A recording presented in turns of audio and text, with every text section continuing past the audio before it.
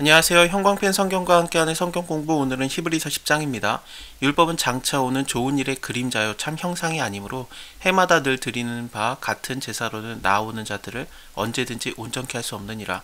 그렇지 아니하였으면, 만약에 온전케 할 수 있었더라면은 단번에 정결케 되어서 다시 죄를 깨닫게 하는 일, 그것이 없었을 것이니 어찌 드리는 일을 그치지 아니하였겠으리요. 그러나 이게 완전하지 않기 때문에, 그냥 그림자이기 때문에 이 제사는 해마다 죄를 생각나게 하는 것이 있나니, 그러니까 계속해서 했던 것이죠. 이는 황소나 염소의 피가 능히 죄를 없이 하지 못함이라. 이 황소의 피, 염소의 피, 이것을 드리고 나서 속죄제를 하는 거거든요. 그리고 나서 성소에 들어갈 수 있는 겁니다. 그래서 그러므로 세상에 임하실 때에 가라사대 하나님이 제사와 예물을 원하지 아니하시고, 이 피를 계속 흘리는 그런 동물을 죽이는 거 하나님이 원하시지 않았다라는 겁니다. 물론 이것을 강조하고 중요하다고 하셨어요. 레위기 1장부터 5장까지 번제, 소제, 화목제, 속죄제, 속건제, 그것들을 5장까지 얘기하고, 또 6장, 7장에서도 그 제사들의 방법들도 얘기를 또 해주고 있거든요.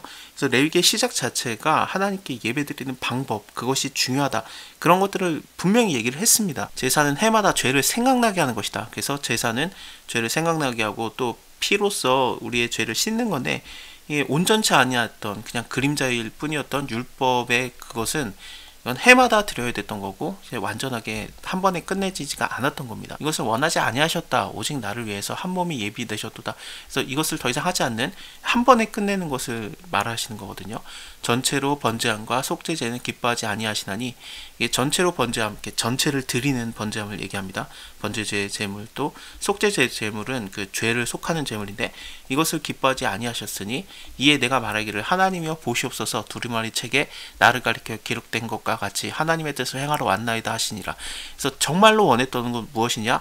위에서 말씀하시기를 제사와 예물과 전체로 번제함과 속죄제는 하나님 원하지 아니하시고 기뻐하지도 아니하신다. 이 율법으로 드리는 거, 계속 피 흘려지는 거, 하나님께서 무슨 좀 잔인한 신도 아니고 이런 것들을 원하지 않았다라는 겁니다. 그렇다면은 이거 외에 다른 것, 하나님이 원하셨던 게 무엇인가? 그 후에 말씀하시기를 보시옵소서, 그렇죠? 보시옵소서, 내가 하나님의 뜻을 행하려고 왔나이다. 하나님의 뜻에 복종하는 것, 순종하는 것, 이것을 하나님이 원하셨다라는 거거든요. 그 첫 것이 폐하심은, 그러니까 율법으로 다 따라 드리는 것, 그것이 폐해지는 것은 둘째 것을 세우기 위함이다. 그 하나님께서 원하시는 대로 내가 하나님의 뜻을 행하려고 왔나이다. 하나님 뜻대로 행하는 것, 그것이 바로 제일 좋은 것이죠. 이 뜻을 쫓아서 예수 그리스도의 몸을 단번에 드리심으로 말미암아, 그러니까 예수님이 드려지시는 것 자체가 하나님의 말씀의 뜻대로, 하나님의 원하시는 대로 다 드려지신 거고, 그래서 이 더 이상 드려지는 제사라든지 예물, 번제로 드려지는 거, 그런 것들은 이제 필요가 없는 겁니다. 예수님이 한 번에 하셨으니까. 그래서 단번에 이루셨다라는 얘기를 많이 말씀하시는데, 여기서도 마찬가지로 이 첫 것을 폐하시면 둘째 것을 세우려 하심이라, 이 뜻을 쫓아서 예수 그리스도의 몸을 단번에 드리심으로 말미암아 우리가 거룩함을 얻었다. 제사장마다 매일 서서 섬기며 자주 같은 제사를 드리되 이 제사는 언제든지 죄를 없게 하지 못하거니와, 그냥 율법적인 것은 죄가 계속 남아있다라는 거죠. 그래서 일시적으로 우리를 깨끗하게 하기 때문에 성전에 들어가는 거, 물론 제사장들, 그들이 성전 들어가는 거를 대표적으로 얘기합니다. 그런 것을 할 수 있었지만, 하지만 예수 그리스도는 어떻습니까? 영원한 제사를 드리신 거거든요. 우리의 죄들을 해결하는. 그래서 하나님 우편에 앉으사 그 후에 자기의 원수들로 자기의 발등상이 되게 하실 때까지 기다리시나니 저가 한 제물로 거룩하게 된 자들을 영원히 온전케 하셨느니라. 그래서 예수님도 그 성전에 들어가시기 전에 그 성전 앞에서 그 번제단에서 제사를 드렸던 겁니다. 물론 그 제사의 제물은 무엇입니까? 자기 스스로 완전한 제물로 단번에 드려지신 거죠. 죄를 속한 다음에 제사장이 성전에 들어가요. 그러니까 제사를 드리는 거는 성전 밖에 그 뜰이라고 해야 되는데, 그 뜰에서 이게 번제단이 있어요. 거기서 예배를 드리고 성전 안에 들어가는 겁니다. 따라서 예배는 뭐냐면은 성전에 들어가기 위한 일종의 되게 중요한 예식이 되겠죠. 그래서 예배라는 건 무엇이냐면은 성전에 들어가는 거, 그러니까 하나님을 만나러 들어가기 전에 죄를 생각나게 하고 죄를 해결하는 굉장히 중요한 시작이 되는 거예요. 그리고 나서 더 중요한 것이 무엇이겠습니까? 당연히 성전에 들어가서 하나님과 맞대하는 거거든요. 예수님도 자기 스스로를 드림으로써 하늘의 성전에 들어가신 겁니다. 우리도 예수 그리스도를 통해서 다 성전 밖에 그 뜰에서 완전한 그 예배를 드렸기 때문에 죄에 대한 것이 완전히 해결을 받았기 때문에 이제 완전한 성전 하늘에 들어가서 하나님을 맞대할 수 있는 그것이 이루어지는 겁니다. 또한 성령이 우리에게 증거하시되 주께서 가라사대 그날 후로는 저희와 세울 언약이 이것이라 하시고 내 법을 저희의 마음에 두고 저희의 생각에 기록하리라 하신 후에 또 저희의 죄와 저희의 불법을 내가 다시 기억하지 아니하리라. 여기서도 나오는 게 전부 다 죄를 해결하는 것, 그런 것들을 얘기하지 않습니까? 이것이 사여졌은즉 다시 죄를 위해서 제사를 드릴 것이 없느니라. 그래서 예배를 드린다는 것 자체가 뭐냐면은 우리의 죄를 생각나고 기억나게 하고 그 죄를 완전히 해결받는 것, 이것이 예배의 가장 중요한 목적이라고 히브리서 10장에서는 얘기를 하고 있습니다. 그것으로 인해서 성소에 들어갈 담력을 얻게 되는 거죠. 하나님을 만나러 들어가는 겁니다. 그 길은 우리를 위해서 휘장 가운데로 열어놓으신 새롭고 산 길이다. 휘장이라는 것은 예수님의 육체로 여기 표현이 되는데, 예수님 십자가 지실 때 그 휘장이 찢어지는 것이 예수님이 찢어지심, 그 몸이 찢어짐으로써 그 지성소와 성소를 막고 있던 휘장이 이제 사라진 거죠. 그래서 성소인 줄 알고 들어갔더니 알고 봤더니 지성소까지 한 번에 연결되어 있는, 그러니까 하나님을 맞대하는 것이 가능해졌다라는 느낌이 있습니다.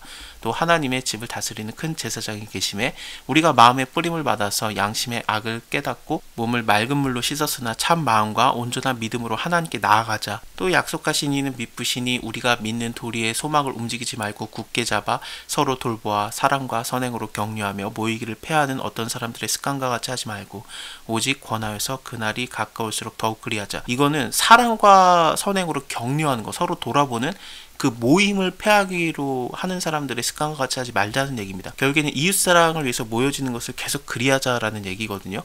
이거는 13장, 히브리서 13장에서도 형제들하고 우리가 그러니까 서로 사랑하자라는 식으로 계속해서 발전이 이루어지고 있습니다. 예배라는 것 자체가 율법적으로 이게 옳다 저게 옳다 그런 것을 떠나서 서로 간의 이웃사랑이라든지 선행과 사랑과 격려, 서로 돌보는 것으로 모여졌던 것, 그것이 바로 예배였던 거예요. 하나님 앞에서 우리의 죄가 기억나고 우리의 죄가 예수 그리스도의 피로서 다 해결을 받았기 때문에 우리에게 남아있는 것은 하나님 앞에 나아가고 선행과 사랑으로 격려하고 모이는 것, 이거밖에 안 남았던 거죠.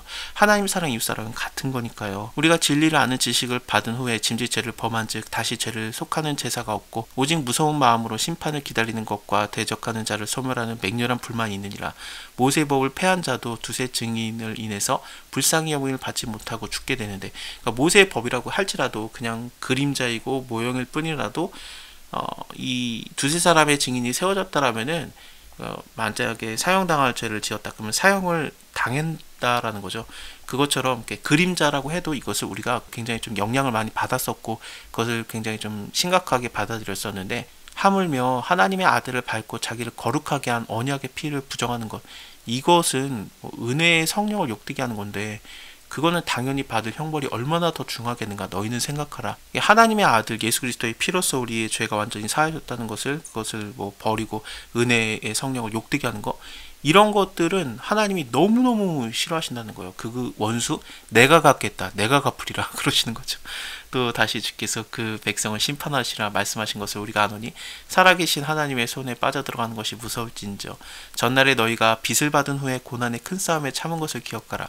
그래서 빚을 받았다라는 게 이 복음을 받아들였다라는 건데, 예수 그리스도를 통해서 우리가 하나님께 나아갈 수 있던 그런 죄사함을 얻었다. 그래서 담대하게 들어갈 수 있다. 이것을 받은 후에 그 큰 싸움이 있었다라는 거죠. 그 큰 싸움이라는 것, 고난의 큰 싸움은 비방이라든지 환란이 있었던 거예요. 사람들에게 구경거리가 되고 또 이런 형편에 있는 자들로 사귀는 자가 되었으니, 그러니까 우리의 그 형제들, 그러니까 믿음의 형제들이 이런 비방과 환란을 받든지 아니면 내가 환란과 비방을 받든지 이런 상황이 돼서 큰 고난의 싸움이 있었는데 이것을 우리가 다 참아냈지 않느냐. 너희가 갇힌 자를 동정하고 너희 산업을 빼앗는 것도 기쁘게 당한 것은, 이런 이웃사랑하기 때문에 동정하는 거, 갇힌 자 동정하는 거, 산업이 뺏길지라도 그냥 기쁘게 당해줬던 거, 이런 모임이 있었다는 겁니다. 그래서 이것을 패하기를 말지라라고 위에서도 나왔었죠. 그 모하기를 패하는 습관들과 하지 말라. 계속 돌아보아서 사랑과 선행으로 격려하자라는 얘기가 그래서 위에서 있었던 겁니다. 그러므로 너희가 담대함을 버리지 말아라. 이것이 큰 상을 얻느니라. 너희에게 인내가 필요하면 너희가 하나님의 뜻을 행한 후에 약속을 받기 위함이라. 잠시 잠깐 후면은 오시리가 오시리니 지체하지 아니하시리라. 그러니까 예수님께서 금방 오실 거니까 우리가 서로 사랑하고 동정하고 돌보아주고 그렇게 모이는 거, 이것을 우리가 계속해서 하고 있자. 왜냐하면 예수님 금방 오시니까 힘들더라도 우리가 좀만 참고 인내하자. 이 인내에 대한 얘기는 이제 11장 다음 장에서 이어질 겁니다. 그래서 믿음으로써 많이 인내한 믿음의 선진들, 그들이 뭐 예수님 믿기 때문에, 하나님 믿기 때문에 뭐 괴로움도 받았었다.